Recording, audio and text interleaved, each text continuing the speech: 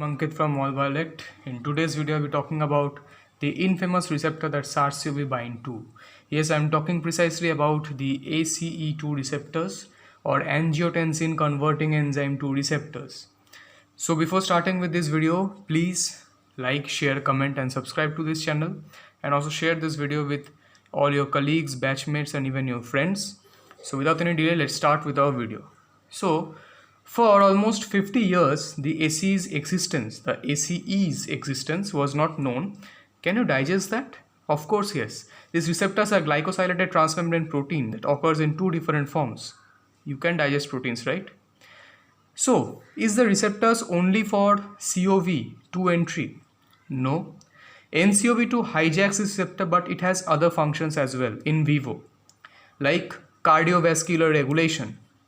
A single domain can also help in the male fertility. Okay, although the details of this is yet unknown, but studies are going on.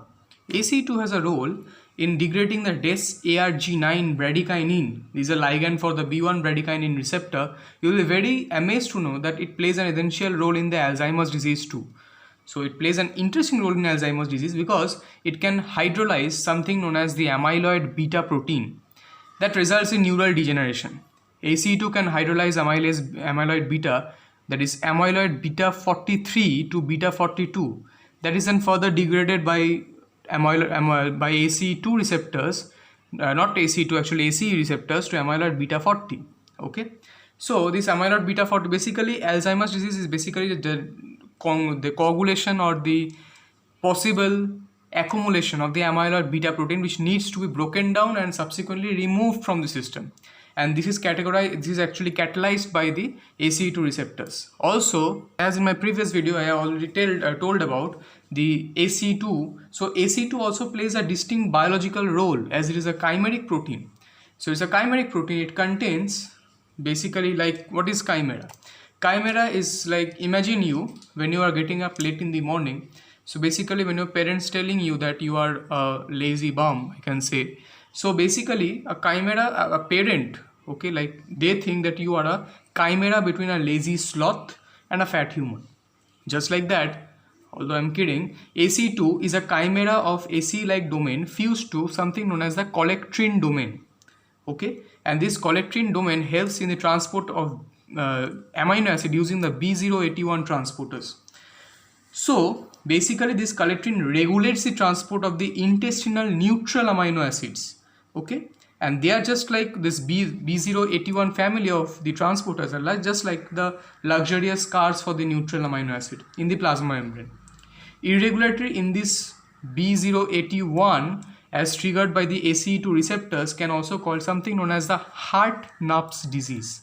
And this Hartnupp's disease is nothing but disorder in amino acid homeostasis. So is this the end of ACE2? Certainly not. ACE2 also regulates the intestinal inflammation, thus a modulator of something known as gut microbiome. So if there is an increased inflammation in the gut microbiome, they may be attacked and they may be killed. So it's also a modulator for the gut microbiome. So why I am saying this? Well, they found that SARS-CoV-2 samples even in the excreta, even in the human excreta. Okay, so if they are present in human excreta, they can actually transfer themselves, the virus actually, from one person to another. Okay, so why SARS-CoV is showing lethality? Now let's talk about that, why the SARS-CoV is showing lethality. Infection by SARS or SARS-CoV-2 overbinds to the available ACE2 receptors, and this can lead to increased local levels of something known as the angiotensin 2. And this angiotensin 2 is produced as a byproduct of the organ's functioning. It's like automobile exhaust. Toxic, and if not curbed, might cause mortality by acute lung injury or fibrosis. It works same like the automobile exhaust. So angiotensin over here is basically acting like an automobile exhaust. So in the epigenetic level of study, we found that upregulated energy stress, hypoxia, cytokine or AMP kinase accumulation can cause SIRT1 overexpression, which is basically a histone deacetylase. So it's a histone deacetylase, and this induces the expression of ACE2 mRNA, and this gives to the ACE2 receptor. Now the angiotensin 1 is getting converted to angiotensin 2. Basically just like the just as I've said that they are like automobile exhaust. Okay, they are released by cells which are continuously working, or the organs which are continuously working together. So this mediates shedding of the myocardial ACE2, the angiotensin 2, which is converted by angiotensin 1 to angiotensin 2 by ACE, then mediates shedding of myocardial ACE2, which leads to cleavage of ACE2 at the plasma membrane. Okay, and this plasma membrane cleavage also regulates binding of ACE2 to the integrins, and this binding of ACE2 from the plasma membrane to the integrins regulates the integrin signaling pathway, and this then splits into two. One is the matrix remodeling, so it can modulate the cell extracellular matrix interaction with the help of MMPs, the matrix metalloproteinases. Also, the soluble ACE2 can also serve as biomarkers of hypertension and heart failure. So what I tried to explain in this whole thing is that ACE2 serve as a cardioprotective role, so as a risk of increased heart attack may creep in. So basically this is what I have told you about the ACE2 receptors, and now let's concentrate on. So next we are going to talk about famotidine. So this famotidine is issued as a heartburn medication in the company named Pepcid. Okay, so this famotidine, there is many mosquitoes flying around. So this famotidine over here basically is a heartburn medication. So how this can be effective in the SARS-CoV-2? How this can be effective? Basically, there is something known as domain. Okay, the spelling is DOMANE. So basically these are softwares, these are bioinformatics softwares which remodels the proteins of the SARS-CoV-2 and also the antibiotic or the drug you are talking about. So in this case, famotidine was found to bind to the CoV2 protein, okay, the protein of the CoV2, and that particular protein, as I have already told in my previous video also, there are three proteins, PL-Pro, 3CL-Pro, like that it binds to 3CL-Pro. So what is 3CL-Pro?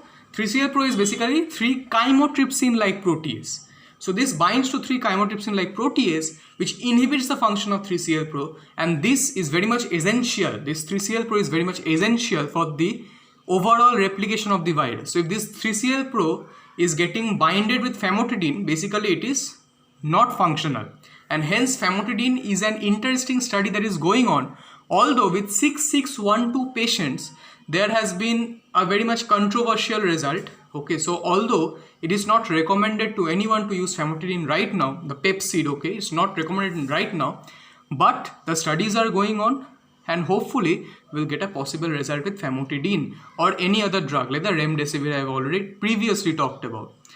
So this is our video where we spoke about the ACE receptors. What are those ACE2 receptors? Because we have never heard about ACE2 receptors before the COVID-19. Sorry. And also we talk about the famotidine.